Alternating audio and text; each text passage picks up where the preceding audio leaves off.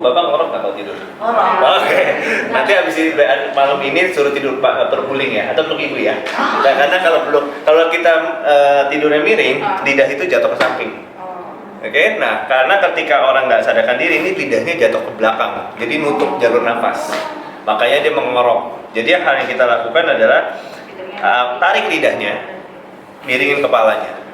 Nah, tapi kalau misalnya sendirian gitu, aduh habis makan di Grand Ultimo masih ada ayamnya nih, ya kepalanya miringin aja.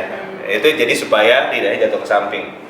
Nah, jadi yang kita lakukan pertama adalah cek kesadaran dulu. Pak, hei, bangun. Nah, kenapa di daerah sini? Karena ketika kita goyangin sini, biasanya nih getar di kuping. Ya, hei, bangun, hei. Jangan gentle ya, jangan gently ya, ada makin pules.